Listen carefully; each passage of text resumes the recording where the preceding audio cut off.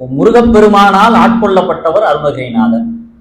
அந்த அருணகிரிநாதருக்கு முதல் வார்த்தையை எடுத்து கொடுக்கிறார் முருகப்பெருமான். முத்தை தரு பத்தி திருநகை என்ற ஒரு வரியை எடுத்து கொடுக்கிறார்.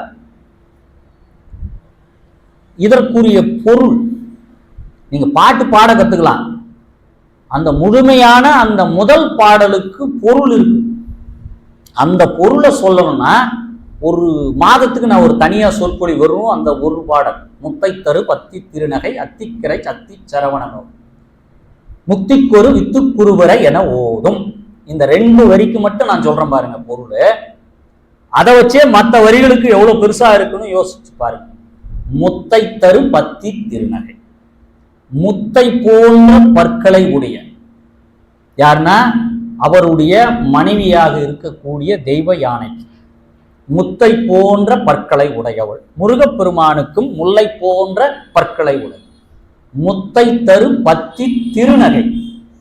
முருகப்பெருமான் எப்பொழுதுமே சிரித்த கோலத்தோடு தான் காட்சி அளிப்பார். ஒரு உம்முடு சுடுமூஞ்சிய மாதிரி எல்லாம் அவர் இருக்க மாட்டார். அகோரமெல்லாம் காட்சி அளிக்க மாட்டார்.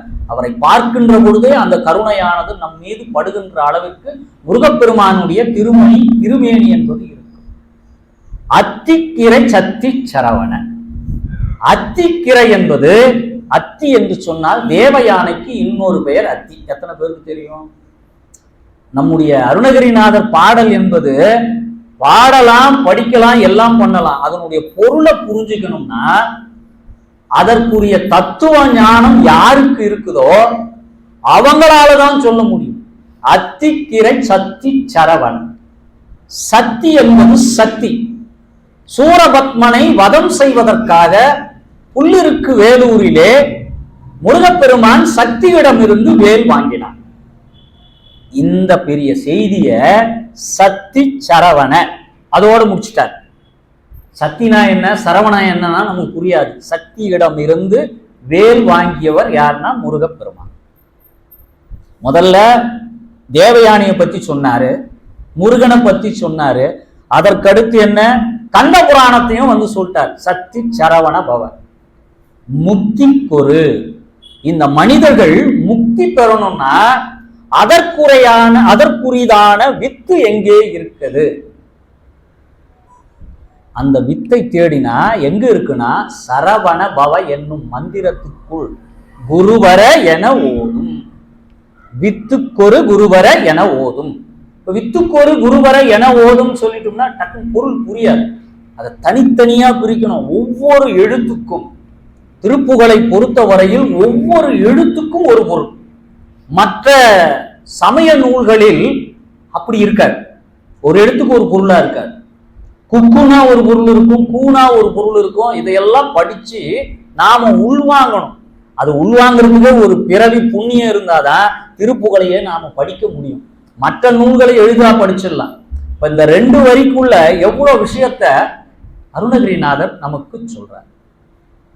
நீ இந்த பிறவியிலிருந்து விடுபடணும்னா உனக்கு சரவண பவ என்னும் மந்திரம் உனக்கு தெரிஞ்சிருக்கணும். இதை நமக்கு வலியுறுத்தி சொல்றார். மீதி உள்ள பாடலுடைய மொத்த வரையும் அடுத்த கூட்டங்களை உங்களுக்கு சொல்றேன்.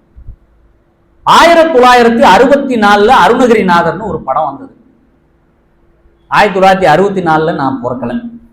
இதுல பிறந்தவர்கள் இருப்பீங்க, உங்களுக்கு தெரிஞ்சிருக்கும். அருணகிரிநாதர் படம் டி.எம். சௌந்தரராஜன் அவர்கள் நடித்த படம். பொதுவா டி.எம். சௌந்தரராஜன் அவர்கள் பாடல் கம்போசிங் பண்ணாங்கன்னா முதல்ல அந்த பாடலுக்குரிய பொருள் என்னன்னு அவர் கேட்டு தெரிஞ்சுப்பார். என்ன காரணம்னா அந்த பாடலை பாடுகின்ற பொழுது அந்த ஆலாபனையும் பாவமும் அந்த படத்துல நடிக்கக்கூடியவர்களுக்கு என்ன ஒரு நடிப்பு வருகிறதோ அந்த அளவிற்கு அதை பாடலிலே காட்டணும். அப்ப அது பொருள் தெரிஞ்சாதான் பாட முடியும். அதனால என்ன பண்ணாரு, அருணகிரிநாதர் படத்துல இந்த முத்தை தரு பத்தி திருநகை பாட்டை பாட மாட்டேன். தயாரிப்பாளரும் டைரக்டரும் கேட்கிறாங்க, படத்தினுடைய ஹைலைட்டே இந்த பாட்டு தாங்க. அந்த படத்தினுடைய மாற்றத்துக்கு காரணமே அருணகிரிநாதர் வாழ்வினுடைய அந்த மாற்றம் ஏற்பட்டதற்கு காரணமே இந்த பாடல் தான். இந்த பாடல் இல்லாம படம் எடுக்க முடியாது.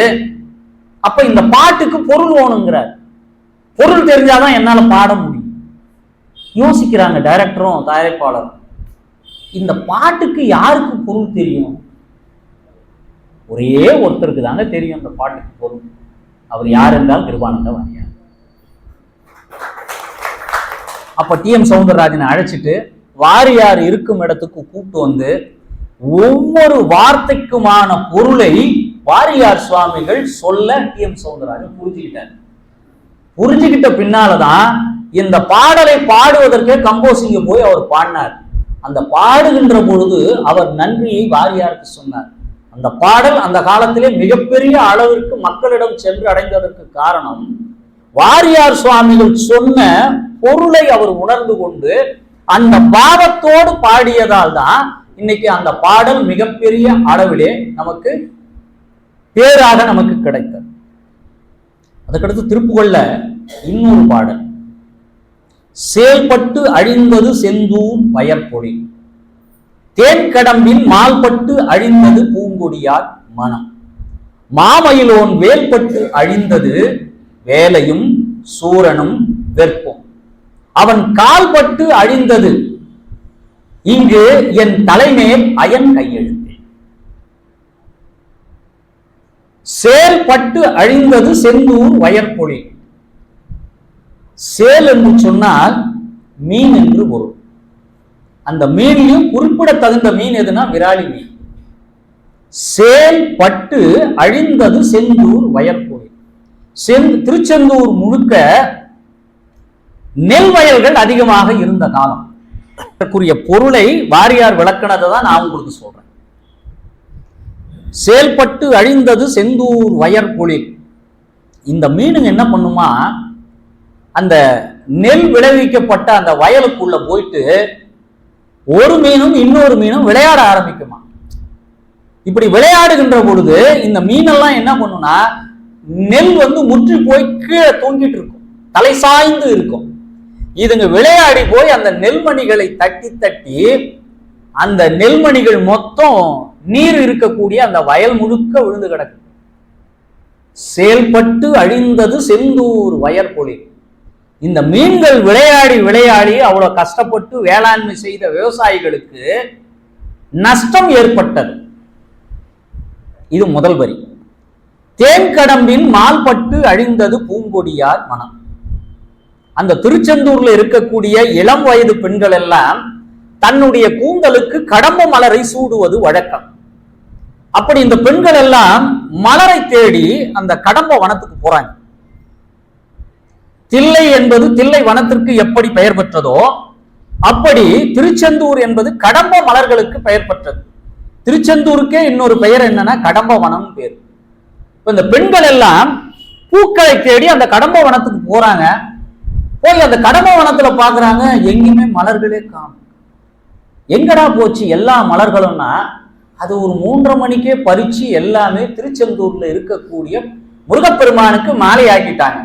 இது மாலையாக்கிய காரணத்தினால் பெண்கள் கூந்தல் சூடுவதற்கு பூக்கள் கிடைக்கவில்லை. அந்த பூங்கொடியார் மனம் வேதனைப்பட்டதான். எல்லா பூவுமே முருகனுக்கு போயிடுச்சே, நமக்கு ஒரு பூவும் கிடைக்கவில்லையே. தேன் கடம்பில் தேனை சொரியக்கூடிய அந்த கடம்ப மலர்கள் மால்பட்டு அழிந்தது. மால் என்றால் விருப்பம். ஒரு மால் என்றால் திருமால். தமிழிலே மால் என்றால் இன்னொரு பொருள் விருப்பம். இந்த பூங்கொடியாக இருக்கக்கூடிய பெண்களுடைய மனத்தினுடைய விருப்பம் என்பது மலர்கள் கிடைக்காமல் அவங்களுடைய மனமானது வாடி போயிற்றான். இது அருணகிரிநாதர் நமக்கு சொல்றார். அடுத்த வரியில சொல்றார், மாமயிலோன் வேல்பட்டு அழிந்தது வேலையும் சூரனும் வெற்பும். 3 செய்தி அதுல சொல்றார். வேலை என்று சொன்னால் தமிழிலே கடல் என்று ஒரு பொருள். முருகப்பெருமான் சூரபத்மன் கடலுக்குள் மறைந்து கொண்ட பொழுது வேலை எறிந்து அந்த கடலையே வெற்ற செய்தாராம். மாமயிலோன் வேல்பட்டு அழிந்தது. இந்த செய்தி தெரியணும்னா நமக்கு கந்த புராணம் படிச்சாதான் தெரியும். ஆனா அருணகிரிநாதர் எதையும் படிக்கல. அங்க கவனிக்கணும், முருகனுடைய அருள் இருந்ததே ஒழிய தொழுநோயால் பாதிக்கப்பட்டு முருகப்பெருமான் அருளால் அந்த நோய் நீங்கப்பட்டு ஓம் என்கிற பிரணவ மந்திரம் அவர் நாவிலே வேளால் எழுதப்பட்ட பின்னால் அத்தனையும் அவருக்கு தெரிந்து விட்டது. கந்த புராணம் தெரிந்தது, திருவிளையாடற் புராணம் தெரிந்தது, ராமாயணம் தெரிந்தது, மகாபாரதம் தெரிந்தது, எல்லாமே தெரிந்தவராக இறைவன் அருளை பெற்ற காரணத்தினால் அருணகிரிநாதர் மாமயிலோன் வேல்பட்டு அழிந்தது வேலையும். வேலை என்றால் கடல் வற்றச் செய்தார். சூரனும் சூரபத்மனை கொண்டுட்டார். அதே திருச்செந்தூர்ல கிரௌஞ்ச மலைன்னு ஒன்று இருந்தது. அந்த முருகனுடைய வேல்பட்டு கிரௌஞ்சன் என்ற ஒரு அரக்கன் மலையாக அங்க இருந்தான். இவருடைய வேல்பட்டு தூள் தூளாக வெடித்து சிதறியது அந்த கிரௌஞ்ச மலை. இப்ப இந்த 3 செய்திகளும் அந்த வரியில சொன்னாரா? அவன் கால் பட்டு அழிந்தது. யாருடைய கால்? முருகப்பெருமானுடைய திருவடி என்பது என் தலைமேல் பட்டவுடன் பிரம்மன் எழுதிய அந்த தலையெழுத்து அயன் கையெழுத்தே. அயன் என்று சொன்னால் பிரம்மானுக்கு என்னுடைய தலையெழுத்தே முருகப்பெருமானுடைய திருவடி பட்ட காரணத்தினால் மொத்தமே என்னுடைய வாழ்க்கையே மாறி போச்சு. மரணத்தினுடைய உச்சத்தில் இருந்த எனக்கு மீண்டும் ஒரு வாழ்க்கையை முருகப்பெருமான் கொடுத்தான். இந்த செய்தி மூலம் நாம தெரிஞ்சுக்க வேண்டியது, நம்முடைய தலையெழுத்து மாற்றப்படணும், மாறணும் அப்படின்னா முருகனுடைய திருவருள் வேணும். முருகனுடைய திருவருள் என்பது நீங்கள் சிவத்தை நோக்கி செல்வதற்கான முதல் படி. முருகப்பெருமான வணங்குறோம்னா நாம சிவத்தை வணங்கலையோன்னு பயப்பட தேவையில்லை. சிவனை வணங்குவதற்கான பாதை, ஒரு ஆரம்ப எல்லை எதுனா முருகனை வழிபடுதல் என்பது. ஏனென்றால் முருகன் வேறு யாரும் அல்ல, சிவத்தினுடைய நெற்றிக்கண்ணில் இருந்து பிறந்தவன் என்பதால் எங்கே மூலாதாரமாக இருக்கக்கூடிய அந்த பரம்பொருளினுடைய நெற்றிக்கண்ணில் இருந்து வந்தவன் தான் முருகப்பெருமான். அப்படி வந்த காரணத்தினால் அந்த முருகப்பெருமான் என்பதும் சிவன் என்பதும் வேறு வேறு அல்ல. ஆக இருவேறு வடிவங்களாக இருக்கலாமே ஒழிய அதனுடைய சாயல், சிவத்தினுடைய சாயல் தான் முருகப்பெருமான். ஆக முருகப்பெருமானை பற்றி கொண்டு விட்டால், அவரோடு நாம் பயணம் செய்ய முற்படுவோமானால் நாம் சிவத்தை நோக்கி எளிதாக அடைந்து விடலாம் என்று அருணகிரிநாதர் நமக்கு காட்டுறார். அவன் கால்பட்டு அழிந்தது என் தலைமேல் அயன் கையெழுத்தே. அப்ப நமக்கு எழுதப்பட்ட தலையெழுத்து மாறணும்னா முருகப்பெருமானுடைய அடியை பின்பற்றி நாம போகணும். இப்ப மாறினதற்கு உதாரணம் இருக்கான்னு கேட்கலாம். அது எப்படிங்க சும்மா சொல்லலாம்? தலையெழுத்து மாறி போச்சுன்னா எப்படி மாறிடும்? அது மாற்றப்பட்ட மனிதரே நமக்கு வாக்குமூலம் கொடுத்திருக்கிறார். என் தலைமையில் எழுதிய கையெழுத்து மாறி போச்சு முருகனுடைய திருவடிப்பட்ட காரணத்தினால். இது ஒரு பாடல். அடுத்து விழிக்கு துணை திருமென்மலர் பாதங்கள், அருணகிரிநாதர் பாடுகின்ற இன்னொரு பாடல். இதுல எல்லாம் பெரிய சந்தனயம் கொஞ்சம் குறைவா இருக்கும், எளிதா புரியும்படி இருக்கும். இன்னும் நிறைய பாடல்களை உச்சரிக்கிறதே கஷ்டம். அந்த பின்னால் இருக்கக்கூடிய ஒரு எழுத்தை கொண்டு வந்து இந்த வார்த்தையோட சேர்த்தோம்னா தான் அதுக்கு பொருள் புரியும். அதை கொஞ்சம் கொஞ்சமா முயற்சி பண்றோம். எந்த அளவிற்கு மக்களுக்கு வாரியார் சுவாமிகள் எப்படி எளிதாக கொண்டு வந்து திருப்புகழை கொடுத்தாரு. மதுரையிலே இருக்கக்கூடிய திருப்புகழ் சாமிகள் தான் நம்முடைய வாரியாருக்கு திருப்புகழினுடைய ஈர்ப்பை ஏற்படுத்தியவர் அவர்தான். அதற்கடுத்து பழனியை சேர்ந்த ஈசானிய சிவாச்சாரியார் தான் நம்முடைய வாரியார் சுவாமிகளுக்கு சிவதீட்சை கொடுத்தவர். அங்கிருந்து அவர் சிவதீட்சை பெற்ற காரணத்தினால்தான் அவர் முருகப்பெருமானுடைய திருக்காட்சியை 2 முறை கண்டார் வயலூர்ல. ஆனா அவர் அதை தாம் பெருமையா என்னைக்குமே வெளியில சொன்னது கிடையாது. அடக்கம் அமரருள் உய்க்கும் அடங்காமை ஆறுகள் உய்க்கும். தான் முருகப்பெருமானை கண்ட காட்சியை அவர் யாருக்கும் சொல்ல. அது முருகப்பெருமானுக்கும் வாரியார் சுவாமிகளுக்கும் உள்ளே நடந்த விஷயம். அதே போலதான் வள்ளலாருக்கும் சிவபெருமானுக்கும் நடந்த அந்த நிகழ்வு. அதாவது இங்க முருகப்பெருமான் வாரியாருக்கு காட்சி கொடுத்தார், ஆனால் வள்ளலாருக்கும் சிவபெருமானே உள்ள வந்து நுழைஞ்சிட்டார். அப்படி நுழைந்த காரணத்தினால்தான் வள்ளலாருடைய மேனி என்பது ஒளி வடிவம் பெற்றது. அவர் நம்மை போன்ற சாதாரண மனிதனுடைய உடல் கிடையாது. மேலே வெள்ளையாடை அணிந்ததினுடைய காரணமே அவர் உடலுக்குள் இருக்கின்ற வெப்பமானது வெளியில் யாருக்கும் பாதிப்பு வந்து விடக்கூடாது. அதனால்தான் தலையிலிருந்து முக்காடு போட்டு ஒரு வெள்ளையாடையை போர்த்தி கொண்டார். அவர் தானே சிவமா மாறிட்டார். நம்முடைய திருவாசகம் சந்த மாணிக்க வாசகருக்குள் எப்படி சிவபெருமான் உள்ளே புகுந்து திருவாசகத்தை தந்தாரோ அப்படி அந்த பெருமான் அருட்பெருஞ்சோதி ஆண்டவராக வள்ளலாருடைய உடலுக்குள் சென்று நமக்கு திருவருட்பாவை தந்தார். மாணிக்க வாசகர் திருவாசகத்தை தந்தார், வள்ளலார் நமக்கு திருவருட்பாவை கொடுத்தார். திருவாசகத்தினுடைய சாறுதான் திருவருட்பா. திருவாசகத்தை படித்தால் திருவருட்பாவை படித்ததற்கு சமம், இல்லை திருவருட்பாவை படித்தால் திருவாசகத்தை படித்ததற்கு சமம். ரெண்டும் படிக்கிறதுக்கு வாய்ப்பு கிடைச்சா ரெண்டும் படிக்கலாம், இல்ல ஒரு நூறு படிக்கிறதுக்கு தான் வாய்ப்பு கிடைச்சாலும் நாம படிக்கலாம். விழிக்கு துணை திரு மென்மலர் பாதம். இந்த ஒரு வரி விழிக்கு துணை திரு. திரு என்றால் உயர்வானவர்களுக்கு நாம போடக்கூடிய அடைமொழி. திரு மென் மலர் பாதங்கள்.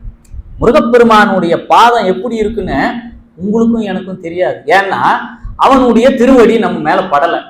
ஆனால் அருணகிரிநாதருடைய தலைமையில் அவன் திருவடி பட்டு இருக்கு. அவர் சொல்றார், அந்த திருவடி எப்படி இருக்குன்னா மென்மையான ஒரு மலரை போன்று. பெண்கள் கூந்தலிலே பூக்களை சூடி இருக்கின்ற போது அந்த பூ எவ்வளவு இருந்தாலும் பெண்களுக்கு அது சுமை கிடையாது. எத்தனை முழம் பூவை தலையில போட்டாலும் எந்த பெண்ணும் வேணான்னு சொல்ல மாட்டாங்க. 10 முழம் பூவாக இருந்தாலும் கூந்தலில் சூடி கொள்வார்கள். ஏனென்றால் அது அவர்களுக்கு சுமை கிடையாது. அதனுடைய மனம் என்பது அவர்களுக்கு பெருமை சேர்க்கின்ற மாதிரி முருகப்பெருமானுடைய அந்த திருவடி என்பது மென் மலர் பாதங்கள். இத முதல்ல சொல்றார். 2வது வரி மெய்மை குன்றா மொழிக்கு துணை முருகா எனும் நாமங்கள். மெய்மை குன்றா மொழி. மொழி என்று சொன்னால் நம்முடைய பேசுகின்ற மொழி தமிழ் மொழி.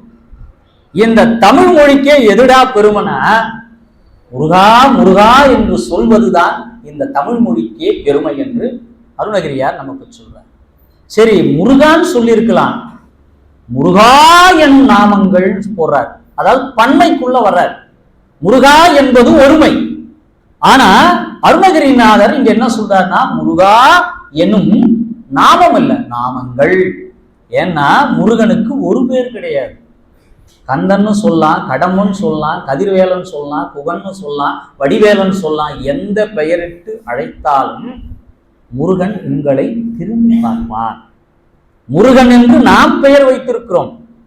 அவன் ஆரம்ப காலத்திலே அவனுக்கு பெயர் குறிஞ்சி கிழவன். கிழவன் என்று சொன்னால் தலைவன் என்று பொருள். நாம் இன்னைக்கு கிழவன்னா என்ன சொல்லிட்டோம்னா வயதானவர்களை கிழவன்றோம். உண்மையிலே கிழவன்னா யாருன்னா பக்குவப்பட்ட அனுபவப்பட்ட நன்றாக செயலாற்றக்கூடியவர்களுக்கு பெயர் தமிழிலே கிழவன் பேர். அப்படிப்பட்ட குறிஞ்சி கிழவனாக இருந்தவன் முருகப்பெருமான். இன்றைக்கு பொருள் மாறி போய் தள்ளாடி நடப்பவர்களை கிழவன் சொல்லிட்டு நாம காலப்போக்கிலே பெயர் மாற்றம் செஞ்சிருக்கோம். இந்த முருகப்பெருமானுடைய திருவடிக்குள்ள என்ன இருக்குன்னா அவன் நடக்கின்ற பொழுது கூட அந்த சலங்கை ஒளியும் தண்டையும் சிலம்பும் கேட்கின்ற அந்த ஓசையை கேட்கின்ற பொழுதே மனதிற்குள்ளே இருக்கக்கூடிய தீய எண்ணங்கள் என்பது நம்மை விட்டு விலகி. நற்சிந்தனை எப்போ வரும்னா நம்ம மனசுக்குள்ள ஒரு வெற்றிடம் உருவாகுதுன்னு வச்சுங்க. வெற்றிடத்தை எப்படி காற்று போய் நிரப்பிக் கொள்கிறதோ அப்படி நம் மனதிற்குள் வெற்றிடமாக வச்சோம்னா அதுக்குள்ள நல்லதும் வந்து சேரும், அழுக்கும் வந்து சேரும். ஆனா நீங்க முழுக்க முழுக்க நல்லதை சேர்த்துட்டீங்கன்னா அழுக்கு வந்து அழுக்கான எண்ணங்கள் வந்து என்ன பண்ணும்னா சுத்தி சுத்தி பார்த்துட்டு இந்த இடத்துல இந்த இதயத்துக்குள்ள நமக்கு இடம் இல்லை அப்படின்னு அது என்ன பண்ணும்னா ஓடி போயிடும். மொழிக்கு துணை முருகா எனும் நாமங்கள். செய்த பழிக்கு துணை அவன் பன்னிரு தோடும். நான் ஏகப்பட்ட பாவங்களை செய்துட்டேன் என்னை அறியாமல். எனக்கு இது சரின்னு தெரியல, தவறுன்னு தெரியல, ஆனா எல்லாத்தையும் செஞ்சுட்டேன். இதுக்கு யாருடா துணையா வருவான்னா நீ செய்த வினைகளை எரிப்பவர் யாருன்னா ஒன்னு சிவம், இன்னொன்று முருகன். நாம் செய்த அத்தனை வினைகளையும் முற்றிலுமாக எரித்து அழிக்கக்கூடிய ஆற்றல் யாருக்குன்னா அது சிவபெருமான் ஒருவனுக்கு. அந்த சிவபெருமானுடைய வாரிசாக இருக்கக்கூடிய முருகனுக்கும் அந்த ஆற்றல் உண்டு. அதனால் சிவன் வேறு முருகன் வேறு என்று பொருள் கொள்ள தேவையில்லை. நாம் செய்த வினைகள் எல்லாம் செய்த பழிக்கு துணை முருகனுடைய அந்த 12 தோள்கள் தான் நமக்கு துணையாக வரும். இப்ப வழிக்கு துணை இதுவரையிலும் முடிஞ்சு போச்சு, பிறந்துட்டோம், எல்லாத்தையும் அனுபவிச்சுட்டோம். இப்ப போறதுக்கு ஒரு வழி வேணும் இல்ல? அந்த வழிக்கு எது துணையா வரும்னா வடிவேலும் செங்கோடன் மயூரமே. வாழ்க்கைக்கு எது துணையா வரும்னா முருகப்பெருமான் கையிலே இருக்கக்கூடிய வடிவேலும் அவன் கூடவே இருக்கிற செங்கோடன் என்பதும் முருகனுக்கு ஒரு பெயர். அந்த செங்கோடன் மயூரம் தான் உனக்கு துணையாக வரும். விழிக்கு துணை என்று முதல் வரியிலே எதற்கு வச்சார்னா, ஒரு மனிதன் அழிவதற்கு முதல் காரணம், ஒருவன் உயர்வதாக இருந்தாலும் சரி, ஒருவன் அழிவதாக இருந்தாலும் சரி, எது காரணமா அமையுதுன்னா கண்கள் தான். ஒருத்தன் அழிஞ்சு போறதுக்கு முதல் முக்கிய பொறி நம்ம உடம்புல இருக்கிறதுலயே. ஏன்னா மற்ற உடல் உறுப்புகள் எல்லாம் ஒன்றோடு ஒன்று தொடர்புடையவை, இயக்கம். இப்ப நம்ம சாப்பிடணும்னா வாய் தானா சாப்பிடாது, இந்த கை கொண்டு கொண்டு போனாதான் வாய் சாப்பிடும். இப்ப காதுக்கு ஒரு இனிமையான இசை வேணும்னா ஒரு குறிப்பிட்ட தூரத்திலிருந்து இசை வந்தால்தான் காதுக்கு கேட்கும். 4வது தெருவில் இசைக்கின்ற இசை இந்த காதுக்கு வராது, அப்ப நீங்க கேட்க முடியாது. ஆனால் இந்த கண் இருக்கு பாருங்க, இந்த கண் மிகப்பெரிய குற்றவாளி. இந்த கண்ணால் தான் மிகப்பெரிய சாம்ராஜ்யங்கள் எல்லாம் அழிந்து போனதற்கு எது காரணமா இருந்ததுன்னா இந்த கண். அதுக்கு மேல நான் விளக்கம் சொல்ல தேவையில்லை. அதனாலதான் அருணகிரியார் சொன்னார், நான் அழிஞ்சதுக்கு காரணமே இந்த கண் தான். அத முதல்ல சொல்றார் அருணகிரிநாதர், விளக்கிறார். விழிக்கு துணை திரு மென்மலர் பாதங்கள். நான் கெட்டு போறதுக்கு காரணமா இருந்தது இந்த கண் தான். இந்த கண்களால் தான் தேவரடியார் வீடுகளுக்கு சென்று என் வாழ்க்கையே தொலைச்சிட்டேன். ஒரு கண் தெரியாத பாவியா இருந்ததுன்னா நான் இந்த மாதிரி தப்பு செஞ்சிருப்பேனா? போயிருக்க மாட்டேனே. இந்த கண் தானே அழைத்தது. இன்றைக்கு நான் பெருநோயும் தொழுநோயும் வந்ததற்கு எது காரணமாக அமைந்தது? பெண் வழி சேரல். அதனாலதான் அந்த வரி மூலம் நமக்கு என்ன சொல்றாருன்னா, நம்ம உடல்ல இருக்கிற உறுப்பிலே கவனமா கையாள வேண்டியது கண். நல்லவற்றையே காண வேண்டும். தீயவை இருக்குன்னா அந்த இடத்தை விட்டு நாம விலகி சென்றோம். உலகம் என்பது நல்லவையும் இருக்கும், தீயவையும் இருக்கும். தீயவை தான் வேகமாக உன்னை ஈர்க்கும். அதை விட்டு விலகி சென்று நல்லவை நாம் நாடி செல்லணும்னா இறைவனுடைய சிந்தனை இருக்கணும். இறை சிந்தனை இல்லைன்னா நாம போய் சேர வேண்டிய இடம் எது இருக்குன்னா தீய வழியில தான் நாம் போய் நம் வாழ்க்கையை தொலைத்து போகக்கூடிய காரணமாக இருந்தது. அதனால்தான் அருணகிரியார் விழிக்கு துணை திரு மென்மலர் பாதங்கள் சொன்னார். தான் ஒருவன் என்ன அனுபவிக்கிறானோ அதுதான் அவனுடைய வாயிலிருந்து வெளிப்படும்.